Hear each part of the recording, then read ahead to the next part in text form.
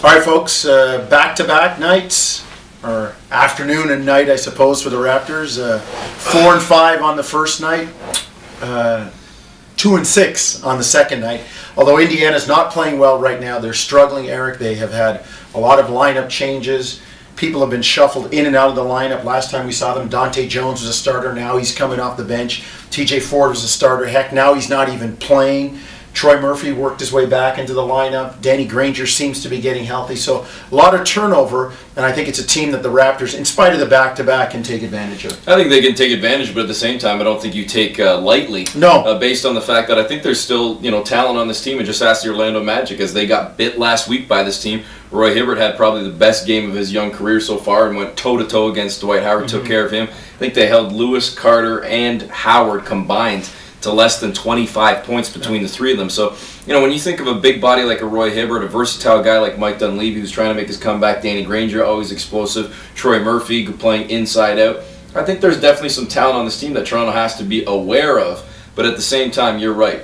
They've been down and out this year, and this is a game that you look at on the schedule and say, whether we're on the road or at home, we've got to get this one. So Toronto's got to, take care of business, get back above 500. Exactly. I was going to say, get back to the winning ways. And a couple things that we should probably address. A lot of people are seeing and reading about it, and we're getting the emails about it. The Chris Bosh rumors after yesterday with the, CBS saying that, the Lakers and Bynum, and then there was a Houston rumor in there. And folks, I can't speak for Eric, but I speak for myself. I am not trading Chris Bosh unless I absolutely have to in the summer after a sign and trade.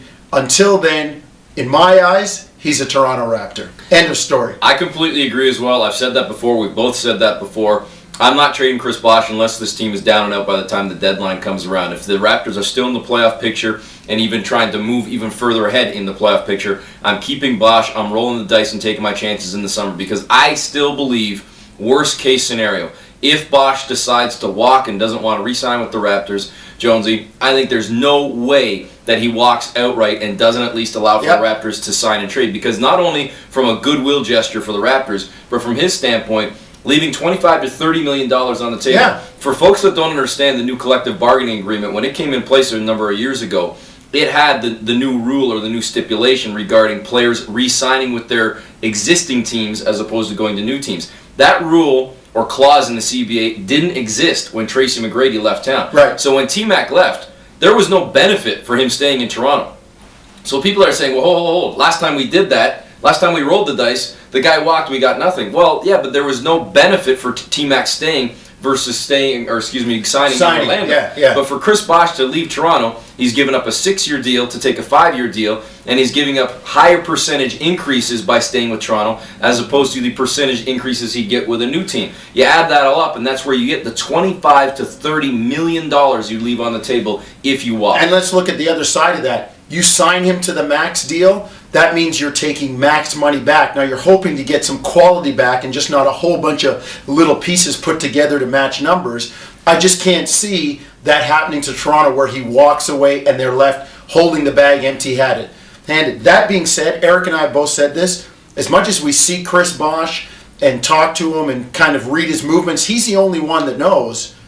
But I really get the feeling that there's part of him that is undecided. There are some days we walk into the locker room after the game, we see him on the plane, we think, he's so out of here. And then there are other days we sit there and we look at him and say, this guy ain't going anywhere. So I don't think he knows. We certainly don't know. I don't think he knows. There's a long time to go. The other thing as well is, trust me when I tell you this, whether it be writers themselves or broadcasters, whether it be the coaches or more specifically general managers and even more specifically agents, around this time, 4, 5, 6 silly season. Exactly. Silly season. They start floating things out just to see what interest might be, just to see if they can drum up some interest for their players, GMs, or for their clients, agents. It's all about that right now. I'm telling you. Trust me when I tell you that. They're floating things out there right now. To me, I said this to Doug Smith yesterday on our pregame show. The bigger story right now would be which team doesn't want Chris Bosh. Find me a team in the league that, if they had the financial ability to do so, wouldn't want a guy like Chris Bosh. That would be a bigger story. Of course the Lakers would love a guy like Bosh. Of course the LA Clippers might want Bosh, or the Houston Rockets, or the Dallas Mavericks, or the San Antonio Spurs, or whomever. Come on. Just like the Toronto Raptors would love LeBron James or Dwayne Wade or whatever. It's the way it is. It's why the pretty girl gets the most dates, right? Well, but she also comes with a lot of headaches sometimes. That's true. That's true. Well, hopefully no headaches for the Raptors tonight. They can take care of business in Indiana, and it's almost lunchtime for us. It is lunchtime. Let's go. I didn't bring my pants. I'm stuck in my suit pants. Well, you're looking good, though. See you guys later.